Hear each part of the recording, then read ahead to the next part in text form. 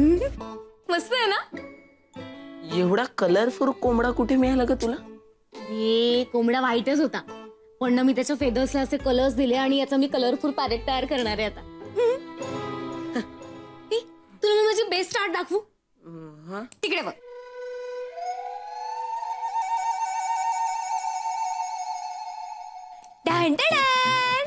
My best friend Goldie. Hello Goldie, what is your name? Hi, my name is Goldie. हा आवाज कुठून आला? मला पण नाही माहिती. खरंच खूपच कमी गुण मिळाले होते का ग तुला? हा आवाज कुणीतरी बाहेरून काढलाय. बावळट, बघितलंस? याला पण कळलं, पण तुला नाही कळलं. दे इकडे गोल्डी. आता दाखवते तुला परफेक्ट गोल्डी परफॉर्मन्स. हे बघ. Hello friends, Prajnesh, how are you? I am fine. तुला माहितीये का प्रज्ञेश, मला पण ना 9th मध्ये 95% मिळाले होते, पण मी 10th मध्ये गेलेच नाही. विचार का? कारण 10th नंतर काही कळेच ना. 10th नंतर काय करायचं, 12th नंतर काय करायचं, डॉक्टर व्हायचं, इंजिनियर व्हायचं, करिअर काय करायचं. ओ नो, माझं तर डोकंच दुखायला लागलं. झालंय खरं असं. हो ना, म्हणूनच मी ठरवलं की 10th मध्ये जायचंच नाही. Prajnesh, so will you be my friend? Oh yes yes of course. Hi. Position catch येणार आहे तुझ्याकडे. कमान कमान. कॅच कसलं आहे तर जिंकणार आहे आता. 2-2 इन 2-2 इन. 18 झाले. काय काय काय, एक मिनिट. 18 कसे झाले? 16 झालेले आहेत, 18 झाले. बरोबर आहे, असं बरोबर.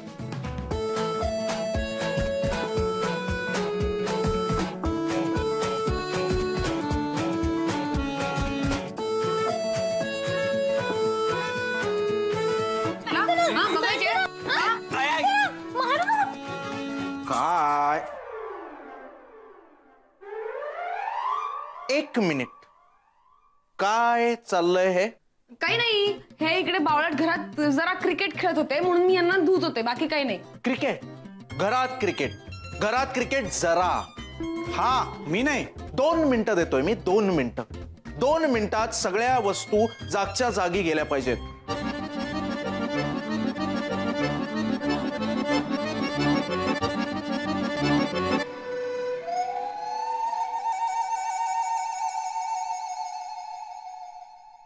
आता बसलाय त्या प्रज्ञेश समोर तरी जरा नीट वागायचं रे.